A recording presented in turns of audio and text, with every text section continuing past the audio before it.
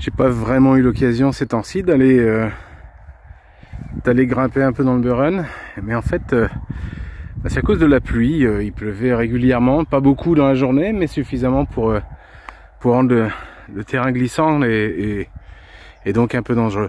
Là c'est normalement là où on va, donc on longe ça, on passe derrière, et ça c'est pas vraiment le sommet en fait, il y a eu le sommet encore après, c'est juste obstrué par la perspective. Et aujourd'hui on va pas aller là, on va aller là-haut. Il y a une route, en fait la route passe ici, il y a une grande montée là, la route passe là, et donc il y a ces deux collines, il y a celle-là qui est un peu plus sauvage d'accès. D'ailleurs il faut que je fasse gaffe là où je marche, parce que vous voyez c'est très irrégulier avec beaucoup de pierres. Eh ben je vous ai pas dit bonjour. Ça va? C'est une grimpe très sympa, elle va être plus longue aussi. Par contre la vue est encore plus belle de tout en haut. Premier arrêt, c'est ça dont je parlais, on voit la perspective nous empêchait de voir le dernier petit bout qui est conséquent en fait, qui est à peu près aussi long que le reste, quoi. C'est juste que c'est beaucoup plus loin, et il y a un énorme plat à ce niveau-là. Parlons de plat, on se retrouve ici dans le premier plat. J'essaie de prendre du recul un peu. Et là il y a un espèce d'apic qui va être sympa à grimper. On peut le grimper par un truc un peu moins en pente de ce côté-là là. Enfin, on est d'accord que c'est beaucoup plus sympa d'escalader cette portion-là.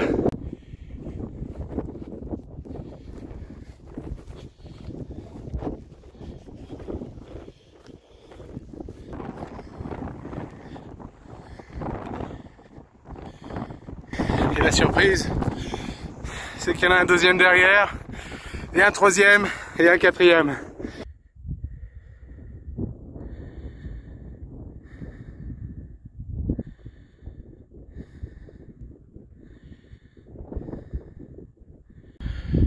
J'ai grimpé trop fort et j'ai craqué mon pantalon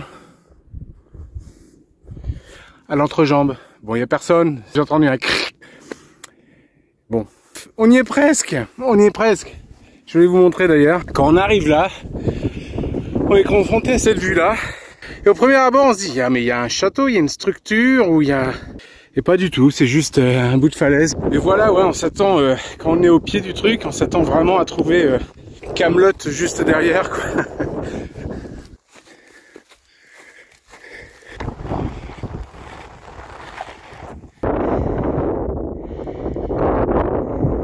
Donc en fait on peut continuer le long là et aller sur l'autre montagne. Un truc que j'ai jamais fait en fait jusqu'ici. Je me dis à chaque fois que je viens là, il faudrait que je le fasse. Si je passe là-bas, ça me fera 2-3 heures de marche. Peut-être qu'on pourrait le faire un petit peu là. Ou au moins aller jusqu'en haut de l'autre, de celle-là en face. Ouais, je vais peut-être descendre et remonter là-bas, on va voir. Allez.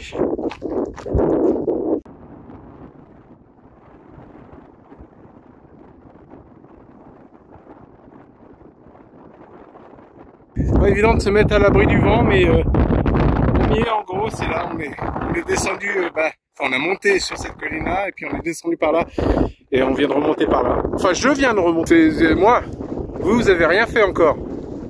Et bref, je vais peut-être juste aller voir ce qu'il y a derrière. C'est toujours tentant parce qu'il y a toujours un truc un peu plus loin à aller voir. Mais je reviendrai ici, on essaiera d'aller jusqu'au bout. Là je suis pas sûr du temps, donc ça arrive souvent dans le Buren, mais ça fait toujours bizarre quand on tombe dessus. Alors c'est certainement documenté bien sûr, et puis mais j'ai pas regardé les cartes en venant. Mais en fait je marchais et je me suis aperçu qu'il y avait une ligne de pierre comme ça qui longeait. En fait j'arrive de là-bas, et c'était pareil. Et je me disais, ça c'est pas un mur, c'est pas un vieux mur de la famine comme on trouve ici qui s'est effondré. On dirait que c'était soit ils ont éclairci le terrain et juste rangé ça comme ça en cercle, mais ça fait un petit monticule ici et ça correspond pile poil avec le rebord de la colline, peut-être moins là, mais là il y a une énorme tranchée. Donc qui part de là, on voit il y a un chemin clair qui continue plus bas. Et en fait ça c'était l'entrée de ce qu'était alors je sais pas comment ça s'appelle, mais un vieux camp celte, fortifié. Mais c'était un espèce d'enclos. Et ça, c'était l'entrée. C'était l'entrée qui donnait là-dessus. Et il y en a, j'en ai vu 2-3 autres des endroits comme ça. C'est fascinant. Mais ça faudra que je retrouve exactement, que je regarde sur une carte au moment où j'édite la vidéo. Mais c'est bon, c'est bien sûr pré-invasion anglaise et tout ça. Donc ça au moins 1000 ans. Souvent, il y a pas mal de... Le Burin, c'est très compliqué pour les archéologues parce qu'il y a pas mal... Regardez l'aubépine, des racines d'aubépine qui sortent de l'autre côté. Peut-être un arbre qui pousse dans le truc depuis des années. Et ça a l'air d'être mort, mais c'est pas mort. Mais c'est très compliqué pour les archéologues parce qu'il y a des couches et des couches de cultures différentes qui sont venues ici. Il y avait une population autochtone ici qui avait la peau noire et les yeux bleus. Et ils ont retrouvé des traces de ces populations. Il y a un très beau documentaire sur le Burin qui retrace ça et qui a ensuite été annexé par les populations celtes qui venaient du sud. C'est fascinant et on retrouve donc des couches successives de cultures qui sont pas du tout conservées parce que là on le voit, hein, c'est pas protégé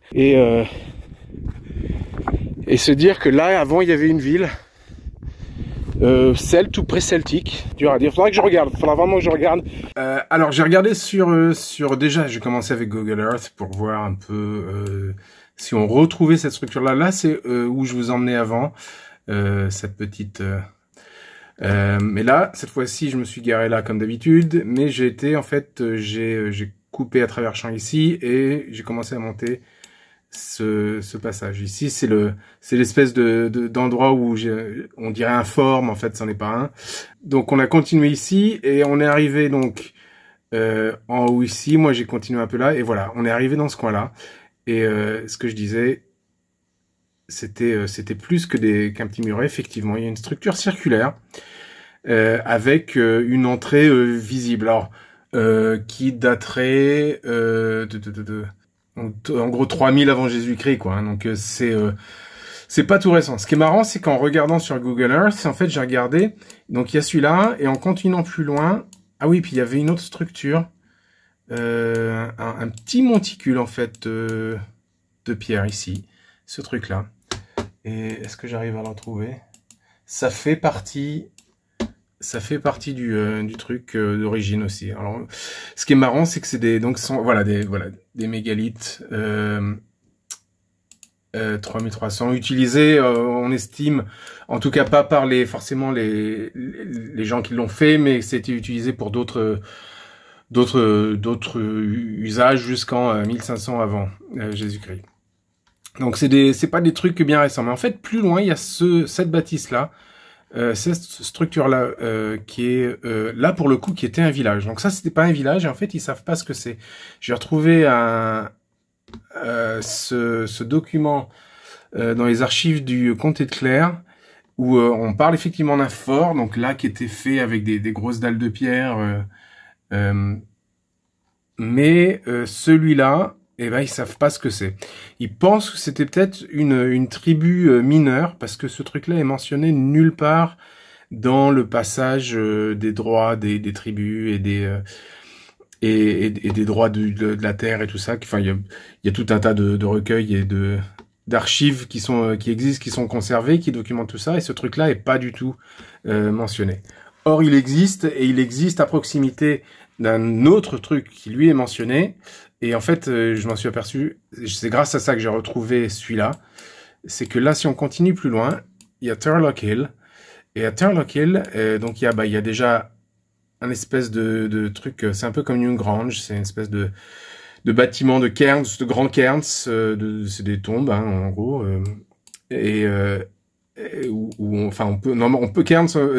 Newgrange, on peut rentrer dedans. Celui-là est en partie effondré. Enfin, ça fait, voilà quoi, ça fait un truc comme ça. Et ce qui est marrant, c'est ici quand on regarde, on voit tous ces petits trucs circulaires. Et ça, c'était des traces d'anciennes habitations, des huttes circulaires. Donc il y avait un village là, et là, juste avant, il y avait ce truc là.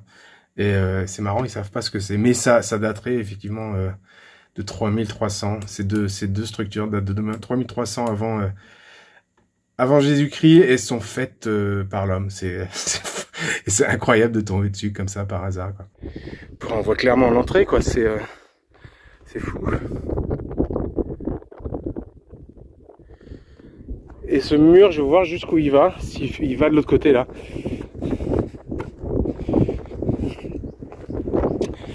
Et c'est pour ça on retrouve des couches successives. Oh là là, mais où ça va ça? Où ça va ce truc là?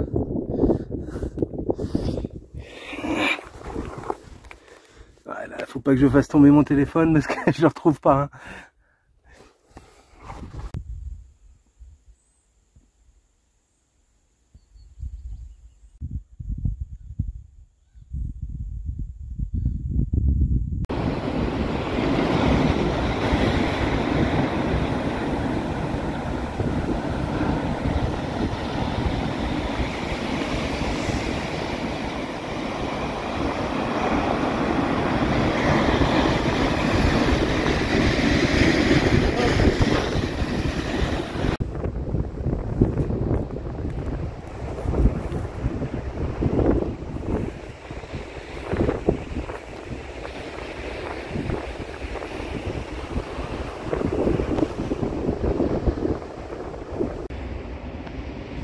Sunset seas.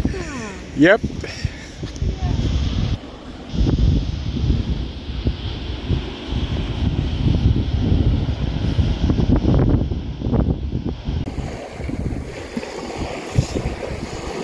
Elle est plus courageuse que moi aujourd'hui là.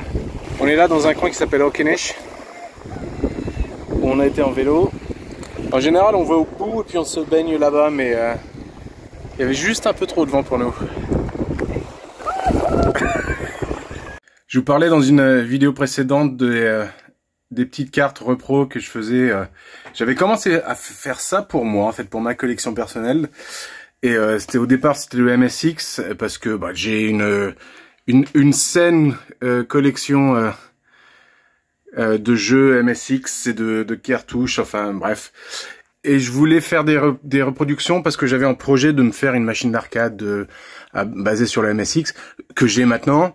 Merci à FabFNSX pour avoir fait la carte elle-même.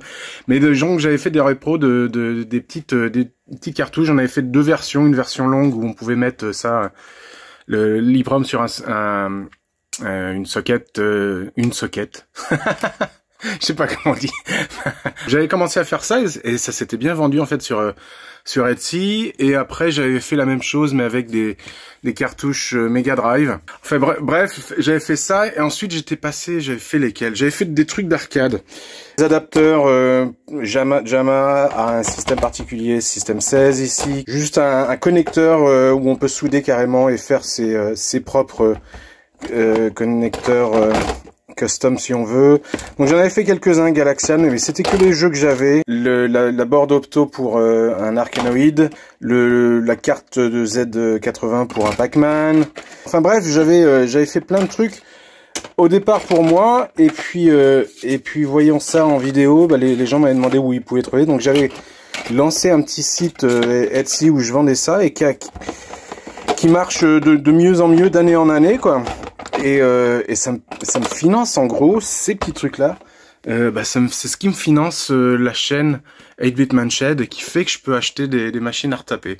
Alors faut que je fasse gaffe, quoi. J'ai une limite de prix sur laquelle je peux dépenser, mais je peux réinvestir tout ça en fait dans le hobby arcade. Et c'est très pratique parce que c'est pas les vues qui vont payer forcément tout ça. Donc c'était cool d'avoir une option annexe en plus de YouTube et de la monétisation.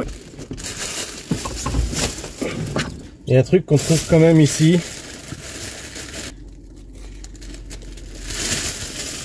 C'est des pains au chocolat. Et des pains au raisin. Et des croissants. Et plein d'autres trucs.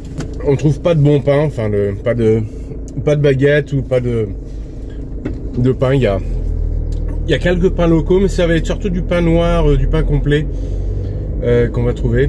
Fiona le fait elle-même d'ailleurs. Non pas que j'en mange beaucoup parce que je peux pas vraiment digérer.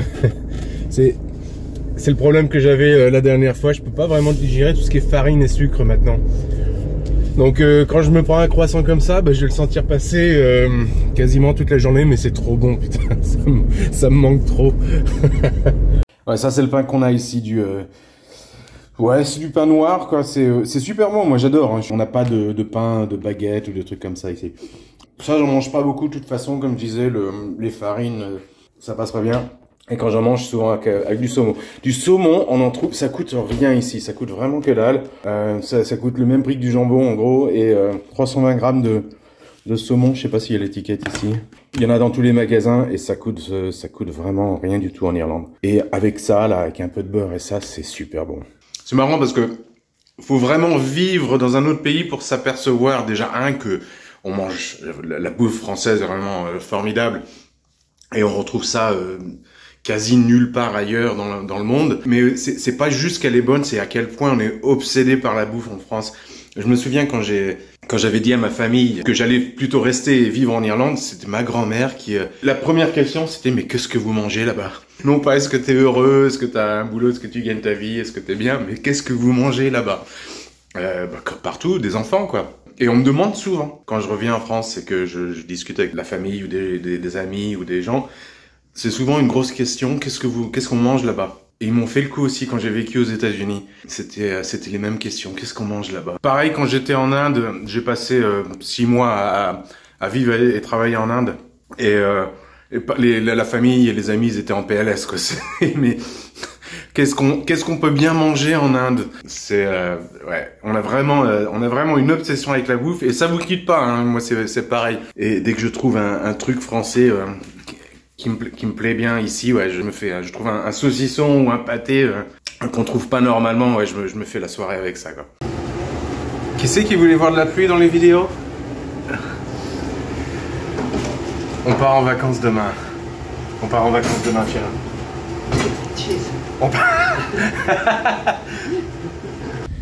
C'est le départ, le van est rempli. On est prêt, on prend le bateau en fait, on prend le bateau à Dublin et on arrive à Cherbourg. Et c'est plus pratique parce qu'après on remplit le van de saucissons et de pâté. Quand on revient, il reste plus qu'à fermer la maison. Ça prend à peu près 19 h et en fait on part le soir vers 4-5 h et on arrive le matin, en tout cas à Cherbourg à 11 h.